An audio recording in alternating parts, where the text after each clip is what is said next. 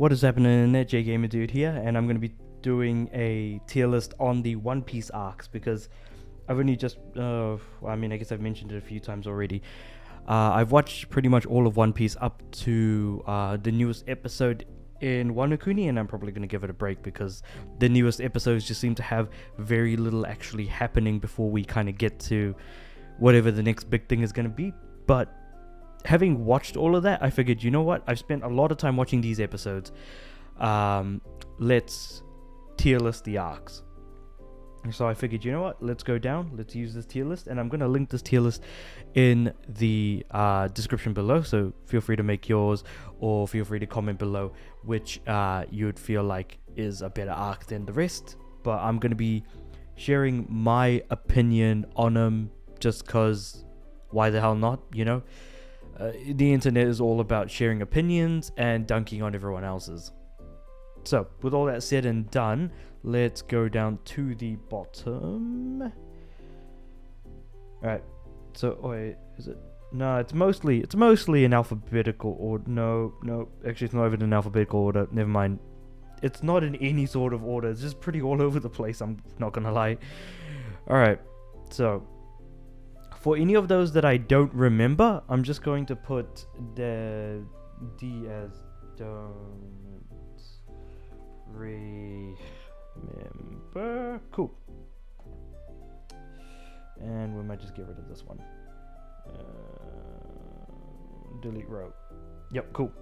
So we'll only keep it to that, and the bottom will be don't remember, because I'm pretty sure there's going to be something that I don't remember across 1,050 something episodes now. Can't remember the exact number, but whatever. I watched the newest episode today, so I should know, but I just did not pay attention. Alright, moving on. So first and foremost, we're looking at the Alabaster arc. Now, weirdly enough, I think that Alabaster is one of the better arcs in One Piece. Probably should have mentioned there's going to be spoilers as well, I'm sure I'm going to be mentioning. But yeah. So from the top, like, Alabaster is one of the better arcs. The villain is great. I mean, Crocodile is a good villain. He just doesn't... I don't think he commits enough to getting the job done. Like, I feel like efficiency was definitely shoved down the priority nonetheless, because we're talking about an entire kingdom being sort of taken over by pirates. So I really did like Alabaster arc, so I dare say we are starting off strong with... crap. Let's go with a solid A+. It definitely isn't S rank, because I know there one that certainly is. But it's not too long. I don't feel like it overstays its welcome. Actually, I might zoom out. Oh, you know what? I'll just get rid of the couple of rows as well. Delete the S+. Let's just get rid of all of the plus rows. There's no reason to have those. Oh yeah, there we go. Much better. Right. Yeah, no, Alabaster is a solid arc. It's not too long. It has a pretty good group of villains. The only thing that would stop it from being an S rank is that there were some episodes where it felt like not much was actually going on. And on top of that, so pretty much to say that there was some filler. But on top of that, there is also... Crocodile, who didn't commit as much as a villain by actually looking to get things done. He didn't, he wasn't quite there. He's also not crazy enough to be a really good villain, which we're going to find out about a little bit later on. So next we have is Drum Island. Drum Okuku. Okay. So this is where Chopper gets introduced to the team, and by the end Chopper joins the Straw Hats pretty much immediately afterwards. I would say that this isn't quite up there, but yeah, I'd put that probably as a B, to be honest, because it starts off really strong with Nami needing some recovery, like she's feeling sick, and this is on the way to Alabaster as well. And then Vivi's like, oh yeah, we need to, take care of Nami because she's not feeling well. And so the closest island happened to be Drum Island, which had a bunch of doctors in it. The doctors all fled because the old king of Drum, who took over, was kind of no, he was just a dick. He doesn't even level up to piece of shit. He's just a dick. But yeah, Chopper's introduction was really nice. A really, really solid ending. I think it was just a bit in between where it felt kind of sluggish. A solid opening of like the crew arriving. A very solid ending with the cherry blossoms, the tree, the fireworks. With like just as Chopper's leaving to join the Straw Hats, and just everyone sort of looking off into the distance. It did feel like a genuinely good. Actually, you know what? But the middle is still sluggish. Yeah, I'll probably leave that to be, because there's going to be a good amount under the sea. I can already tell you now. So, first and foremost, so next one we've got is Jaya, which I'm going to put in the don't remember, because I do not remember Jaya whatsoever, if I'm being honest. Yeah, I don't know what to say. I just really did not remember anything. Long Ring, Long Land. I didn't even know this thing was an arc, if I'm being completely honest. It was just like a handful of a hodgepodge of episodes of just some random junk happening in between adventures, is how I looked at it. This is going out of sea. The villain is just really annoying. I'm sure he's going to return in future for some other reasons. Who knows what they might be. The villain is annoying. The characters are annoying. It's so short, I didn't think of it as an arc, and it didn't feel like an arc. I feel like, if nothing else, this certainly was disappointment all round, to be honest. Yeah, it was just disappointing. Yeah, I don't know what else to make of it. There isn't much to make of. So in an interestingly weird way, there is lack of stuff to talk about, because there's a lack of stuff to complain about. Well, there's a lot to complain about, and there's a lack of stuff to, due to there being a lack of stuff to talk about, due to its short length, all I have to say is touche. But I still can talk a lot of crap about it, so I'm good, thanks.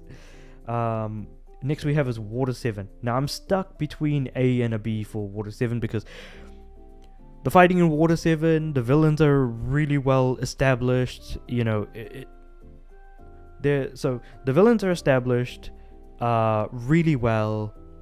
CP9, they are a sort of secret task force under the world government, essentially, and they usually carry out secret tasks and are masters of a very specific type of martial arts that is shared between most CP agencies, or CP as in Cypherpol.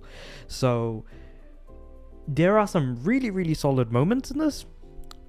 The beginning is a little bit confusing, because again, a lot happens, but nothing is explained. But when things are explained, that's when things genuinely start to ramp up, especially during the storming of Enies Lobby. But then again, Enies Lobby is actually next on the list, and Water 7 is sort of like the first half of that whole arc. I think of the whole thing as the Water 7 arc, so I don't know why this tier maker kind of split it. But if I were to just look at Water 7, there is a bit of suspicion, a little bit of intrigue, but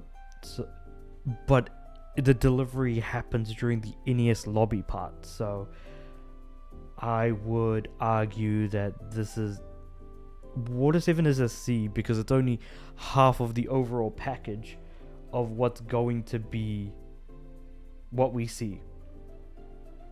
Enies Lobby, on the other hand, the fighting, the battles between characters, learning about Robin's history, learning about the Buster Call, her history with the Navy, and the Buster Call, and on top of that, CP agencies, because obviously this isn't her first battle against them, and this whole, the emotional moment where Luffy asks Sogeking, or Usopp at the time, well, he was Sogeking at the time, but yeah, same difference, asked him to burn down the world government flag that what's his face, the dude with the mask, I feel like I should remember his name, but I don't really, is like pointing up at it, being like, this is like a unity of our world, and pointing at it as like, this is the symbol of the world's unity. And then Luffy is like, burn it. Burn it, like shoot it down, shoot that flag down, and burns it. And then when Robin admits that she does want to continue to travel, and that she wants to go with them, like, that was a hard-hitting moment. And then the battles were actually pretty well done in between, so Enies Lobby certainly deserves to be at their A, which then makes me wonder if like Alabaster definitely probably should be put down to B because of it. Actually, you know what? Alabaster goes down to B. Enies Lobby stays up. Now, post Enies Lobby, I wonder what that's supposed to be referring to. Because Enies Lobby leads into Impel Down before we go to Marineford. Okay, post Enies Lobby, I don't really get it, so I'm going to go into don't remember. Thriller Bark. Now, Thriller Bark is an interesting one because we've got one of the big villains is Moria, who is one of the 7 warlords of the sea, and we've got his ability to use shadows and things like that. The whole the island design is great. I like the design of the island. I like that it reflects, the themes of what the arc is going to be about, what it's going to be like, and everything in between. I appreciate all of these things, and at the same time, I'm also like, they really squandered everything from story to character abilities were well done, character designs were well done. Moria is annoying though man, maybe it was okay. It wasn't that bad. Maybe it's just that the story wasn't that great because of the whole thing with Oars. Oars being like this giant zombie that Moria parks his keister in before the big fight,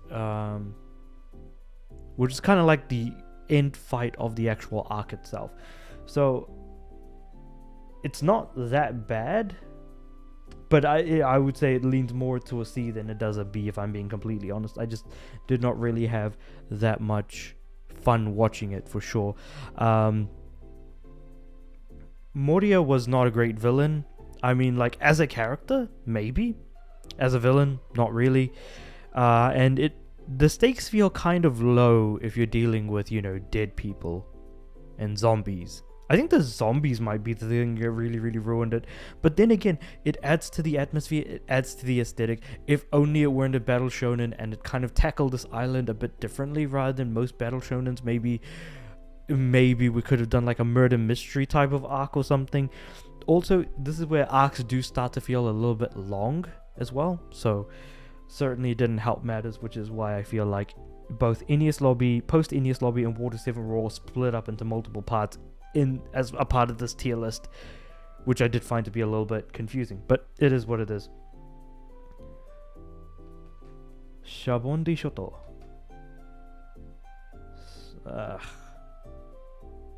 I'm not gonna say the English name for it, Archipelago, because like it feels weird. It feels weird to call it by its English name. Sabaody Shoto. So this is where we run into, again, characters like Mihawk and stuff, and it's just Luffy trying to escape from the Navy. I was supposed to say Navy. Hold on, from the Marines.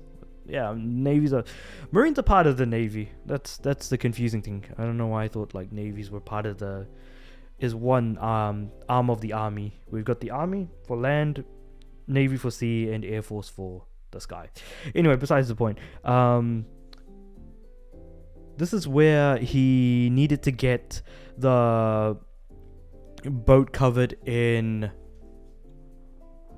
a bubble in order to continue moving forward, specifically to Fisherman Island. Unfortunately, he gets Luffy and crew, I say he, well they, Luffy and crew get completely caught up in slavery of fish people, the entire navy having their base nearby, so there's a lot of like navy people there, including admirals, and a lot of fighting breaking out, and then Bartholomew Kuma essentially just completely defeating the Straw Hats, pretty much defeating them where they stood. I think that this was... the arc itself wasn't great, but the fact that it ended the way that it did, with Straw Hats defeated, leading to the events of 3D2Y... sorry. Yeah, 3D2Y. Yeah, 3D2Y. So, it's good that Luffy and crew got defeated, because now they actually are like, we will not be able to win. We need to get stronger. There is some semblance of self-awareness from Luffy in terms of like, wherever you are, whatever you do. And then he like, we need to get stronger. And the end of the arc where he puts his hand up in the air, and there's like a photo in the actual I forgot what the newspaper is called, in the newspaper that goes around all over the globe, because news travels very quickly in the One Piece world, with the tattoo of a certain number of letters and numbers, specifically on his arm saying 3D2Y, saying that we're going to meet here in 2 years and 3 days, so train up, essentially. A very solid ending. There isn't much in the way of plot, unfortunately, because of how short it is.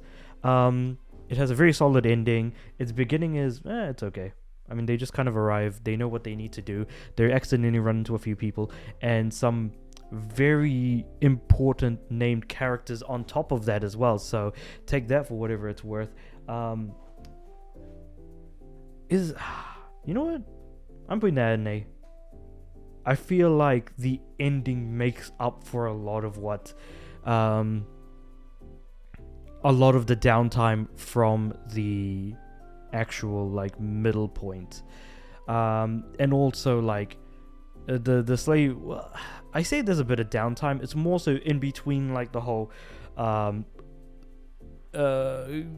the whole slavery junk going on in that auction, whatever it's called.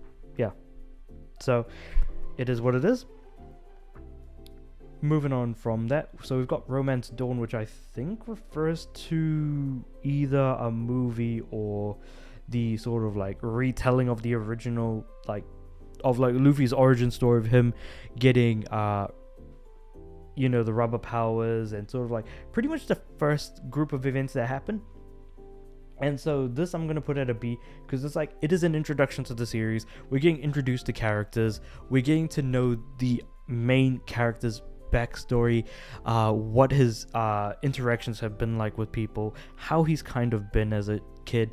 And it's something that you don't generally get to see a lot of. But the thing is, it's only a B if you see it once. But the fact that it keeps being brought up over and over throughout the 1,000 episodes, that it kind of then goes down into a C due to its overexposure. But if you don't think too much into it and skip those episodes, you'll be fine. Unfortunately, I didn't. I did still sit through all of that, so it is what it is. Next is Amazon Lily, and this is where we get introduced to the to Boa Hancock, as well as the Amazonas pirates. And this is immediately after the entire Straw Hat crew gets defeated. This is going at a solid C, because it is so very disjointed, because we're trying to keep up with like everyone in the crew, at different parts at different points, and then it will completely shift to just Luffy when we get to the Impel Down segment, which has got to be real fun to deal with. It's too all, the storytelling is too all over the place because the characters are literally all over the place. The training that everyone had to undergo is completely different. I feel like Zoro's was probably the most solid, asking Mihawk for help and trying to get him to be stronger. His relationship with Perona as well, whatever happened there. And then with Luffy, which we did focus a little bit on, trying to figure his own junk out as well. Yeah, I don't know, It was just way too all over the place, to be honest. Impel Down. So this is after Amazon Lily and before the war. After Amazon Lily, before the war. Yeah. So at this point, when Luffy is in Amazon Lily, he learns that Ace is about to be executed because he's been captured and all of that other junk, and then he goes into Impel Downs in order to try and find him, and instead runs into Jinbei because they realize, they've already taken him off to Marineford, where the Paramount War takes place, which is the next arc following Impel Down, and that, pretty much he's going to be executed. And so Luffy is like, holy crap, I have to go save him. Impel Down has a handful of okay villains, I guess. We've got Hana, what was his name? Hannibal. Yeah, so we've got Hannibal, who is like the sort of the vice, looks after, the prison, and then you've got the main guy who uses poison. Impel Down goes at a B because it's mostly action oriented, and is short for the most part, but I would argue that Amazon Lily, Impel Down, is the lead into Marineford. So in a way, they're all three are like sort of part of the same arc. So if I were to do the whole thing as like a single package, I would put it at a B. But Impel Down, definitely a B. There are some good fights about a rubber man having to fight a poison man, and on top of that, a lot of past characters returning in this particular arc, which makes it feel like One Piece is actually a genuinely fully filled world with characters that can come back at any point because they're still alive and we can do something with them, or something can go from there. So it really did bring out a lot more hope into the series than what was initially thought of, especially in the earlier parts. In saying that, Marineford, I'm putting that in this. Marineford, the war was absolutely incredible. There is so much that happens that not only the lead up is really nice, the fights are absolutely incredible. It's a lot of characters fighting against a lot of other characters in ways you wouldn't expect. And on top of that, the ending of the war changes the entire world. The entirety of how the power balance between the emperors, the warlords, the navy, and then you've got the pirates, have completely shifted. It changes in a massive way.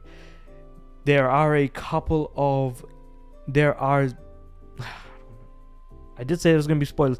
There are a couple of character deaths, and again, they continue to push the narrative forward.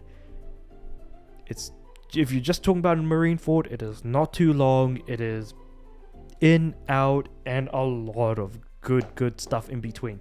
So I have nothing but good things to say about that, which then leads us into post-war, and I don't know what post-war is supposed to be referring to. I think it might be like the last couple of episodes, like last handful of episodes, so I'm going to put down the don't remember because, let's be real, Marineford just completely takes over anything relating to whatever the post-war is supposed to refer to. Yeah, it's so good. Now, after Marineford, the war, we get 2 years of training, which is the event of 3D2Y, and also the point in which I was talking about before, where like Luffy sent out a message to everyone after they've completely split to train for 2 years. We get to return to Sabaody. Now, where do I want to rank this? I want to rank this at a C, because like it's just a handful of episodes of the main characters returning, coming together, which does feel nice, but there is barely any story. Some characters have changed, but their archetypes still remain the same, and their attitudes towards each other are still relatively similar, and it's just an escape from the island after it had already had its work done on it. So I don't have anything to say there. It's not great if you were to consider it an arc by itself. Next we have is Fisherman Island, which I'm going to put at a solid B. It does tackle a lot of interesting subjects that you generally wouldn't expect to, about like, okay, well, pretty much the main villain being Hawdy Jones, who is trying to keep the will and idea of Arlong with him. And so even though Arlong had been defeated, Hawdy is like, he may have been defeated, but like, I will continue his legacy that, fishermen are meant to be king of the world and humans are meant to be slaves to fishermen rather than, fishermen being slaves to humans.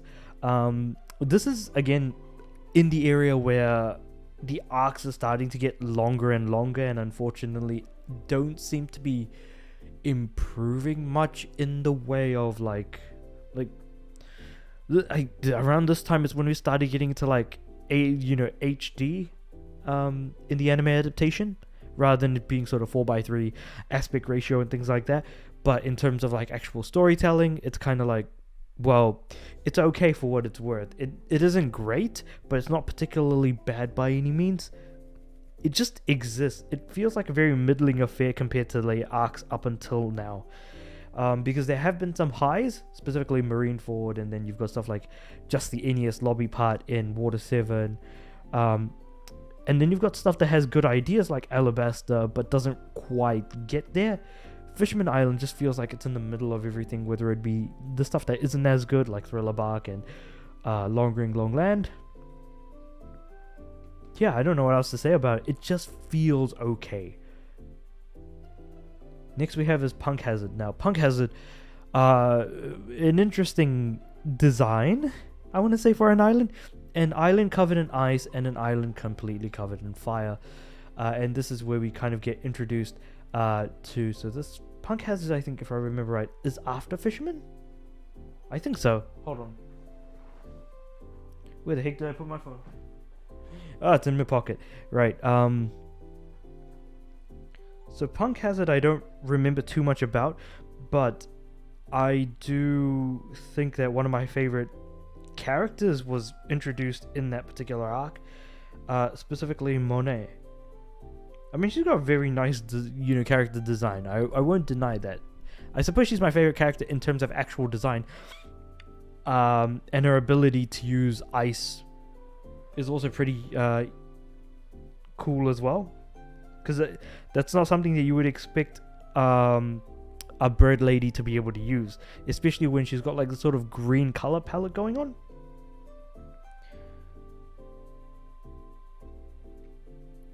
But yeah, so I guess with this entire, like, with Punk Hazard, thinking back on it, it just feels okay. I don't know why. It just feels okay. Because you've got Law, you've got the experimentation, and then this is kind of where like Luffy and Law actually, sort of like join up and create like their own little pirate alliance. Caesar is the main villain, and then this kind of leads into Dressrosa. So this is like like the prologue to Dressrosa, essentially, I think is what Punk Hazard is supposed to be. And then we get to see characters like Tashigi again, and this time she's able to actually kind of fight. And then I did actually like the what's it called, the personality swap between Smoker and Tashigi, which was actually really funny. That was definitely a highlight. This one is difficult. This one is actually difficult because there are elements that I like about it, but it feels like it went on for a bit too long. Yeah, it was about 50 episodes. So no, actually it seemed like it was about the right length, if not just a tad bit long. Yeah, you know what? That's going at a B. Now, moving on from that, we've got Dressrosa. Now, originally I was going to give Dressrosa S, but I think I'm going to give it an A because it was just a tad bit too long. I think if it wasn't as long as it was, then maybe I would have been a little bit more into it. But essentially, like, Don Flamingo is an excellent villain. He is not one to be messed around with. The entire, like, sort of Don Flamingo family have got some very interesting abilities that were well put together. The thing about it though is that Sugar's probably the most annoying character of the lot, and yet she was like the weakest one that the main characters ended up kind of really taking advantage of in order to be able to keep going. But also his abilities of being able to, make everyone, him being able to control everyone through puppet strings was definitely a great ability for someone who is genuinely evil, and is kind of like the underground king, essentially, that everyone goes through when it comes to underground dealings. This is the guy that they go through. This is the guy that handles everything. So he generally feels like an actual big villain. Actually, you know what? Dressrosa gets upgraded to an S, for sure. Yeah. The villain is great. The actual plot is pretty good. He's got really good writing. His ability is well introduced. All of the villains have a pretty rough time of it, including like all of the family executives and stuff. I'd say the weakest part of it is the Straw Hats, essentially. I think it's so weird how like everything was great about it, and then when I thought about it, I was like, oh, why am I not talking about Luffy and the crew that much? But I guess it kind of explains why. Moving on though, we've got Zor, which is the elephant. I'll put that at C because not much story is a prelude to both Whole Cake and Wano to some extent, because there is some element of it coming together. There isn't really much to say here because again, we get introduced to the animal pirates, and that's really about it. It just kind of serves as like a jumping stone, and Zor is only like what 10 episodes, I want to say, about 10 episodes. So there isn't really much to say. There isn't much to complain about. There isn't much to praise. It just exists because of the lack of things to praise or to not talk about, or to even complain about.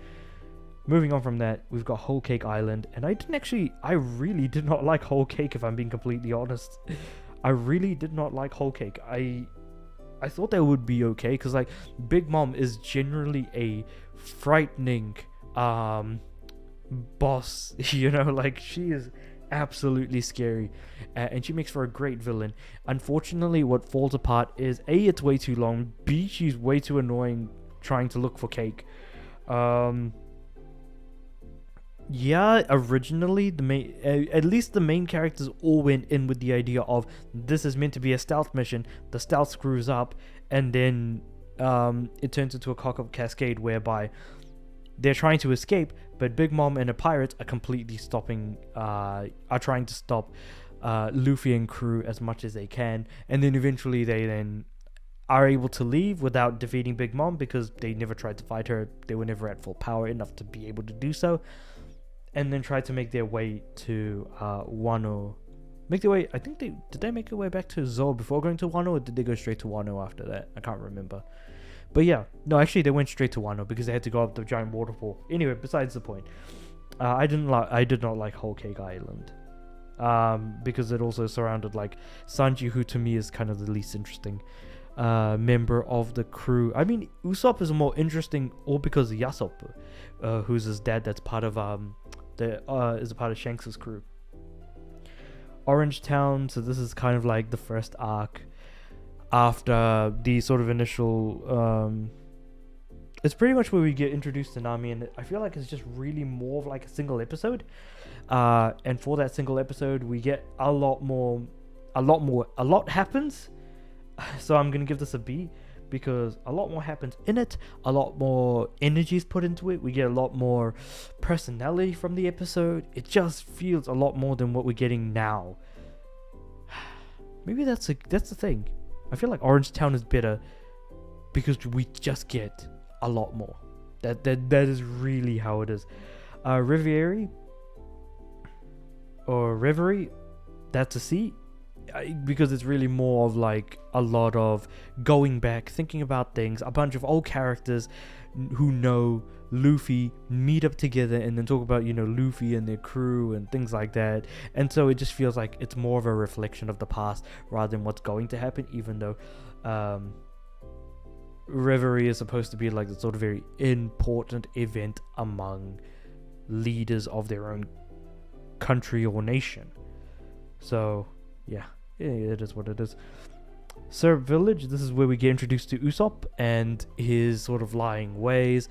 Kuro, which is kind of like the cat captain, the captain of the cat pirates, or whatever you want to call him. The leader of the Pussy Parade. Oh my god. Yeah, no, this is also this is a C. This is a C.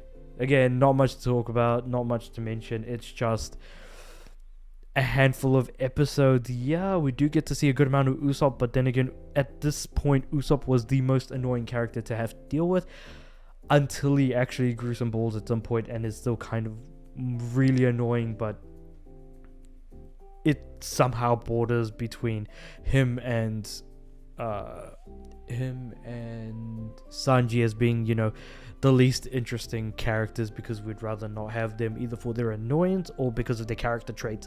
Like, it's cool to have Sanji not attack women, but for the love of God, at some point, you need to understand that is such a heavy detriment on a character trait that you kind of really need to think things through, man, on like how you're going to evolve a character like that.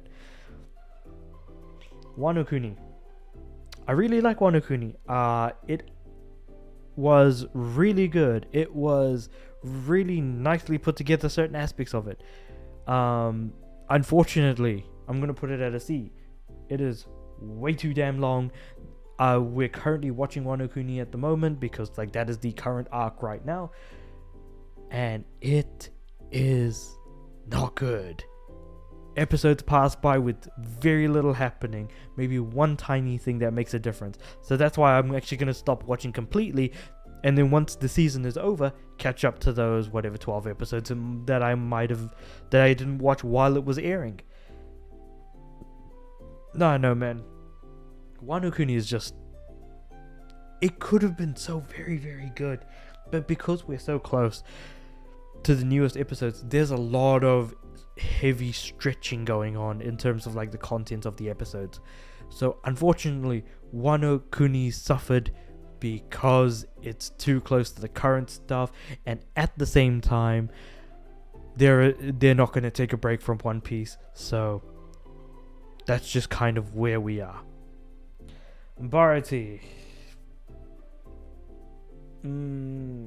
That's also going at a C. Again, introduction to Sanji, the floating ship Baratie, the head chef, the dude who uses who shoots out poison from his shield, yeah, not much to say about that. It just isn't really that fun to watch. It wasn't that great, but at least we did get like sort of okay introduction to Sanji before he becomes one of the more annoying characters. Again, whoever's the most annoying is whoever was on screen. It's either going to be Sanji or Usopp. Not usually are they both in the same scene for too long, let's put it that way. Arlong Park. I think that Fisherman Island is better than Arlong Park. I think that the ideas that Arlong Park, Arlong tried to do were better implemented in Fisherman Island. I just think that Fisherman Island dragged things along a little bit too much. Arlong Park suffered from just not much digging into the history of Arlong, who he is as a character, why he's doing what he's doing. Nothing is explained. He just does things just because. The problem is Arlong Park is a prologue to Fisherman Island. That is what it is, which is why its empty feeling, non-explaininess is really kind of grinding my gears on it. But I digress. Lougetown. I think this is where, if I remember right, this is where Roger gets executed. And honestly, I would rather put this under don't remember because a bunch of stuff does happen and I don't remember a lot of it. The only thing I do remember is Tashigi does appear a few times and she is nice to look at when she's on the screen sometimes. And that's the best that I've got. Reverse Mountain, I'm pretty sure that's when they enter Grand Line. Again, I didn't think of that as an arc, so I'm going to put that under don't remember because, let's be real, I didn't think of it as an arc. And I don't remember much of it. Though, the whale was great though. I love the whale. Whiskey Peak. Wait, hold on. When did Whiskey Peak happen? Let me search this up. Wait a second.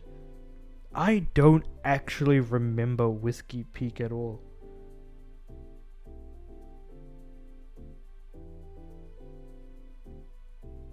Like, is it just the location name or is it...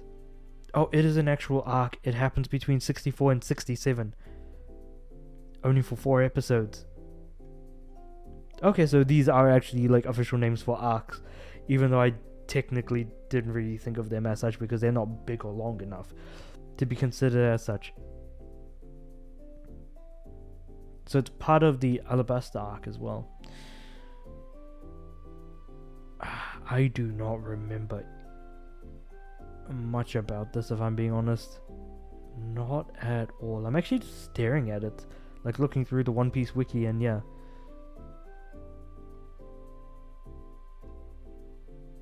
Oh, is where Baroque Works is introduced. Yeah, I don't remember enough to really be able to talk too much into it. Again, it was way too early on. Little Garden, though, I do definitely remember. This is the one with the giants. The two giants who are always at odds trying to fight each other. And then for them to finally come together and, actually, help the Straw Hat crew. So this definitely goes in like a B. It is a short, to the point story arc. There is some progression. All the characters are enjoyable, even if Luffy is annoying, but he's annoying all the time, so I don't know what to say about that. It's just, yeah, that's just kind of where we're at. And it's also incredibly short, so not much more to mention. I feel like that's my thing, is when I try to explain stuff and I try to go into detail, I feel like I run out of things fairly quickly because, when trying to keep to like the main points, eventually you do kind of come across that area where you're like, yeah, maybe there isn't much more for me to say about it. Probably should move on. Finally, we have Skypiea, which is supposed to be where Eniru, the lightning god person thing, is happening. And I always thought of Skypiea as Sky Island. I always thought of it as like the Sky Island arc. Anyway, Sky Island arc, I think that it is a B. Its length doesn't do any favors because especially when they finally go to like the higher island where like Eniru is located, and that's where most of his goonies, lackeys and junk are all sort of scattered about. It takes forever for everyone to find each other, which fair enough, but it feels okay. Even though it might not technically take forever, it feels like it took forever. It feels like a slog. Eniru made for a great villain, but everything else just felt like it fell short, but it never felt bad. It always felt either okay or good, because of like how he was going after Sky Island, the people of Sky Island, the discovery of how to get to Sky Island. Like, there's a lot of creativity there. And you could say that there's a lot of creativity in lots of other parts of One Piece, in which case that just makes it sort of a non-point. But I don't know, it's confusing because there are good elements. Unfortunately, it does fall short in terms of like Luffy being a character and junk like that.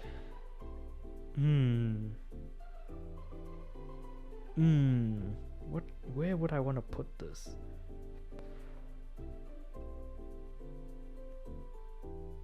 I mean, also the stuff leading into the Sky Island arc, like relating to, you know, Baratie and, you know, the stuff that happened on the island, the, you know, main characters meeting Blackbeard for the first time, or was, you know, Marshall D. Teach.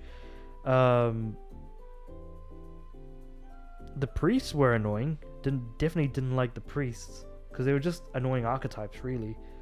So I think at the end of the day, you know, B seems about right. I feel a lot more negatively about all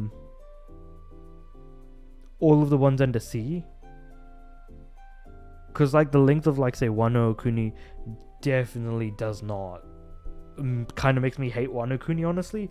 And then you've got stuff like Zor, which is like not much. Actually, you know what, Skypiea goes down to C. Yeah, there we go. Now I don't need to justify putting Skypiea at B because I feel like I'm talking a lot more smack than I am a lot more positivity. If only we had more stuff like Marineford and Dressrosa, which were like really, really good arcs that had really good things happen.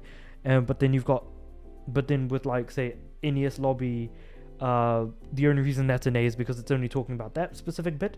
But if you were to talk about Water 7, Enies Lobby, and what was the other one? Oh no, give me a second. Water 7, Enies Lobby. If you were to put those two together, I would have probably put it at a B instead of an A. Because it's always like it was the Enies Lobby part that really held up Water 7 for me. But yeah, that was my tier list of like what I thought of the actual One Piece arcs. Let me know what you guys think, and if you have your own suggestions on like what your tier list looks like, you know, let me know in the comments below. But other than that, I'll see you guys next time.